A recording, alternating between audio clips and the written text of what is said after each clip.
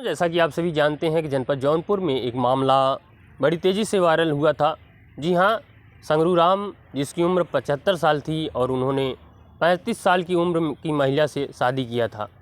एक ये बड़ी बात इसलिए बन गई क्योंकि 75 वर्ष के संगरू राम 35 वर्ष की महिला से शादी करते हैं। शादी के अगले ही दिन उनकी मृत्यु हो जाती है। क्योंकि इस प्रकार से शादी का वीडियो ये वायरल होता है कि इस उम्र में बुढ़ापे की उम्र में वो शादी करते हैं। और मेन बात उसमें यही खुल के आती है कि आखिर इस उम्र में शादी करने का क्या कुछ मकसद था।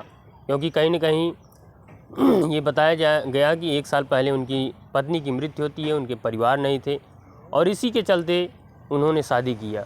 ऐसे में जब मनभावती वहाँ पे आती है, क्योंकि पति के मृत्यु के बाद घर पे रहती है, तो संगरू राम के जो भतीजे हैं वो लोग कहीं न कहीं उसको प्रताड़ित करते रहते हैं और इसी के चलते थाना का भी रुख उनको अपनाना पड़ता है।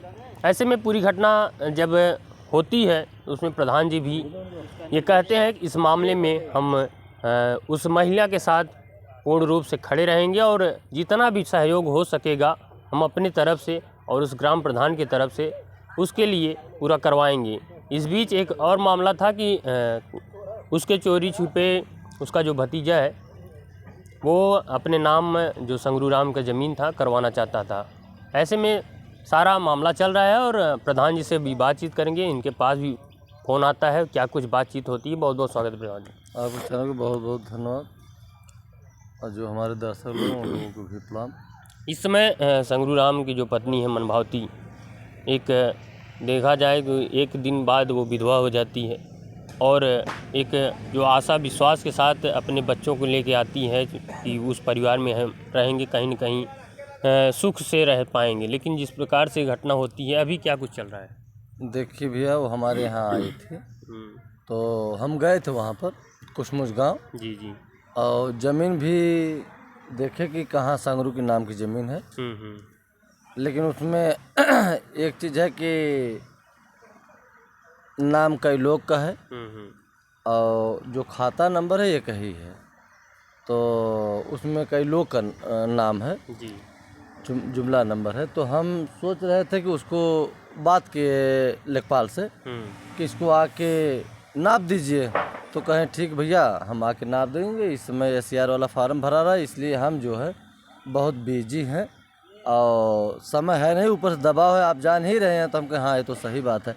तो वहाँ के प्रधान लालजी को भी बुलवाए थे तो लालजी प्रधान भी आए थे वहाँ पर। तो एक जगह ज़मीन हमें दिखाने ले गए तो वहाँ पर काफ़ी नार टाइप था। तो हम सोचे यार आज इसके साथ अगर कोई जेंट्स रहता तो आराम से बस जाती। लेकिन एक महिला है, यहाँ बसने लायक है नहीं, चूँकि महिला को कहीं भाई एकांत में बसाना ठीक नहीं है। तो प्रधान जी, यही जो इनके संगरू वाली नाम की ज़मीन है उसको ही नपवाइए, लेखपाल से बात करिए। तो लेखपाल से बात किए, लेखपाल से नंबर हमें दें, भैया लीजिए बात कर लीजिए आप भी। तो हम बात किए तो यहीं बगल के विनोद लेखपाल हैं वहाँ उस गांव के, तो उनसे हम कहें कि वो उसको आके नाप दीजिए। बीच में फिर मेरी बात हुई थी। देखिए मनभावती, हमारे यहाँ फ़ोन भी कई बार, आज भी फ़ोन आया था, कल भी आया था और हमारे आज ग्राम सभा में एक मैयत भी हो गई थी, फ़ोन नहीं उठ पाया उनका। कल भी फ़ोन नहीं उठ पाया था, चूँकि हम सोचे रहे थे कि अभी यही कहेंगे कि प्रधान जी हमें अथवा कह रहे हैं कि लेखपाल नहीं आ रहे हैं। तो ये सब जान रहे हैं इस समय उत्तर प्रदेश में कि SCR फार्म भरा रहा है। हमारे यहाँ देखिए NH हाईवे भी निकला है, उसमें भी लेखपाल लोग लगे हैं।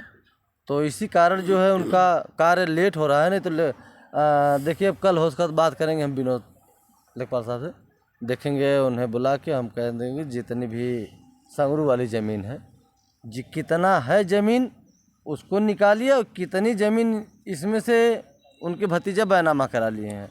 16 ईयर ज़मीन बच रही है। तो हम सोच रहे हैं कि 16 ईयर का मतलब समझ लीजिए 1 बिस्सा 4 ईयर ज़मीन हो गई तो आराम से रोड के दाती है, पीछ रोड के मंदिर के बगल में। तो जो 16 ईयर है वहीं पे अपना करकट रखा लेंगी और अपना जीवन अच्छे से आप पार करेंगी भाई। तो कल देखिए लेखपाल से मेरी बात होगी और मन भावती सोच भी रही होंगी कि फ़ोन मेरा नहीं उठा रहे हैं, बस यही कारण था। तो हम कहे चैनल के माध्यम से ही बता दें, पता चले कि क्यों फ़ोन नहीं उठा रहे थे। लेखपाल के इतना बिजी और इतना काम था इसीलिए नहीं आ पा रहे थे। देखिए कल बात हम करेंगे और उसके बाद जो है मन भावती को फ़ोन करेंगे और लेखपाल भी आएंगे, जो प्रधान है उस गांव के उनको भी बुलवाएंगे। अच्छा, उस परिवार में जब आप गए थे तो क्या कुछ देखने को मिला? देखिए परिवार वाले पता चला उन्हें कि प्रधान जी आए थे, तो वो सब नहीं आ पाए यहाँ पे जहाँ वो ज़मीन थी। हम ज़मीन देखने गए थे कि इनके रहने लायक ज़मीन है कि नहीं। जी जी। संगरू के नाम के अगल बगल के लोग भी जुटे थे वहाँ, और हम कहें कि ये बताइए कि ज़मीन इसमें से कितना वो जो है भतीजा को दे दिए हैं। सब बताएं भैया 16 एकड़ ज़मीन बची हुई है और जो है भतीजा को दे दिए हैं। तो जाहिर सी बात है कि 16 एकड़ जो ज़मीन है वो मन भावती के पक्ष में जाएगा। उनको उनके जो है रहने सहने के वो आराम से वो अपना जीवन प्रवेश कर सकेंगी और उनके पास बच्चियाँ भी हैं। और समझ लीजिए कि आज शादी हुआ, कल समझ लीजिए वो विधवा हो गई। तो जो उनके भतीजे लोग अभी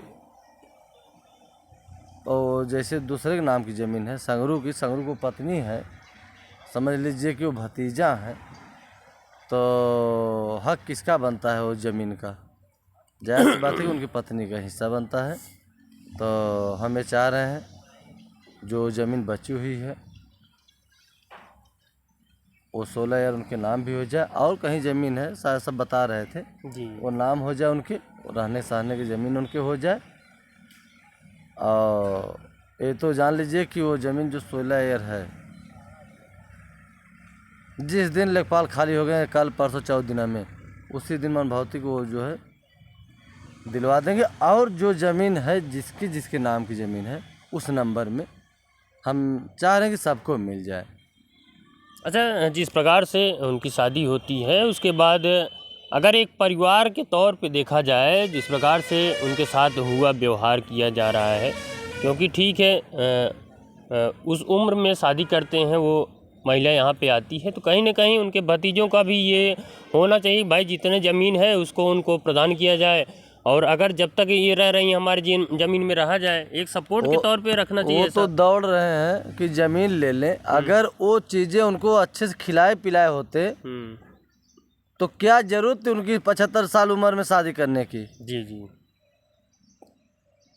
आप अच्छी तरह जान रहे हैं कि जवानी नहीं है, उनकी जवानी नहीं थी, उनका 75 साल उम्र हो गई थी। सब बताने वाले बता रहे थे कि अगर सच सही है कि भतीजा लोग अच्छे से उनका परवरिश किए होते, टाइम टाइम से खाना पीना खिलाए होते, तो उनकी कोई ज़रूरत नहीं थी कि वो शादी कर लें।